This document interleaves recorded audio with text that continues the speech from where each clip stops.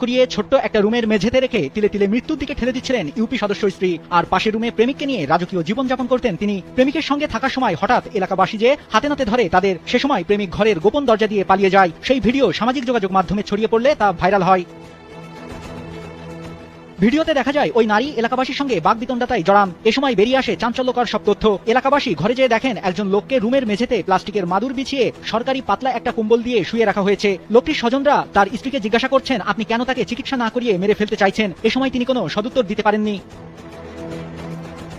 চাঞ্চল্যকর ঘটনাটি ঘটে শরীয়তপুরের সখীপুর ইউনিয়নের নয়ন সরকারকান্দি এলাকায়। বিনা চিকিৎসায় যাকে ঘরে দীর্ঘদিন বন্দী করে রাখা হয় তিনি ব্যবসায়ী হেদায়েতুল্লাহ জসিম সর্দার আর তার স্ত্রী সখীপুর ইউনিয়নের 1, 2 ও 3 নম্বর ওয়ার্ডের ইউপি সদস্য। ভিডিওতে আরো দেখা যায় রান্নাঘরের ভেতর একটি গোপন দরজা রয়েছে, যে দরজা দিয়ে বাইরে যাওয়া আসা করা যায়। আর এই দরজা দিয়েই বাড়িতে ঢুকতো ওই নারী ইউপি সদস্যের প্রেমিক। যে ঘরে নারী ইউপি সদস্য থাকতেন সেখানে রয়েছে দামি খাট, যার উপর রয়েছে কয়েকটি তোষক, আরো রয়েছে এসি ও দামি সাউন্ড বক্স, যাতে উচ্চ শব্দে গান বাজিয়ে প্রেমিককে নিয়ে উল্লাসে মাততেন ওই নারী, এমনটাই জানান এলাকাবাসী। উনি পরকিয়া করতো, অন্য পুরুষের রুমে গান বাজনা করতো, গান বান চালায় নাচতো, আনন্দ ফুর্তি করতো। ওনার জামাই ওই জায়গায় বসতো, ওই জায়গায় পড়ে থাকতো, উনি গান শোনা করতো না।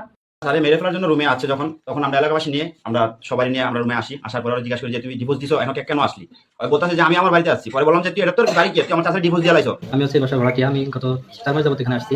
আসার পর দেখছি ভাই জসিম ভাই না এখানে সেই সব থাকতো, সবসময় ভাবিরে কখনো দেখে এমনি মাঝে মধ্যে সে রাতে আসতো, আবার সকালে দেখলাম না এখানে। রাতে কেমন ঘুমাস এবার তুই কিছুই কয় না, যেদিনকা ইয়া করবো এদিন কয়েছেন কে মাথা এবারে ঘুমাস কেমনি এত কষ্ট দিচ্ছে প্রতি বেড়ায় এই অবস্থা চিত করতে আসছো। এবার তুই মতি তো নিয়া তুই এবারে চিন্তা করাই তো এরকম কইছিস, এরকম তো আর কি কোন চাইতে আর ইন্দোর আনছে তুই তো জানি না যে গাই বিজ গেছে ইয়া করে গেছে আর কাগজ আনছে আছে তো কইছিস। ওই নারী ইউপি সদস্য জসিম সর্দারকে তালাক দিয়েছে এটা জানার পরই তার স্বজনরা যে তাকে উদ্ধার করে। পরে জসিমকে উন্নত চিকিৎসার জন্য ঢাকায় নিয়ে আসা হয়। উনি আমার চাচার কোনো চিকিৎসার জন্য কিছু রাখে নাই, কিছুই করেন। আমার চাচার শুধু একটা সরকারি কম্বল দিয়া রাখছে, উনি মেম্বার ছিল, সরকারি কম্বল দিয়ে রাখছে। উনি শুধু একটা ইয়া দিয়ে রাখছে, আপনার ওলগা দিয়ে রাখছে। আর উনি শুইতে হলো 5টা, ওই জায়গায় 5টা বেড আছে, ওই আপনার জাজিম দিয়ে উনি ওই জায়গায় শুইতো। তো তা রুমে টাইসে ভাড়া রাখা আমার চাচি যে নির্যাতন করেছে ওরা 1 বছর। জানতে পারলাম আমরা 3 মাস হয়েছে উনি ডিভোর্স দিয়েছে। এবার যখন পাইছি কোর্টের থেকে পাওয়ার পরে নির্যাতন টাইসে রাখা হয়েছিল, প্রায় খানা দানা তো কিছুই হয় না, উনি অন্য পুরুষের সাথে। পুলিশ জানায় গন্ডগোলের খবর পেয়ে নারী ইউপি সদস্য ও তার তালাকপ্রাপ্ত স্বামীর স্বজনদের বাগবিতণ্ডা থামান। কেউ অভিযোগ করলে তদন্ত করে ব্যবস্থা নেওয়া হবে।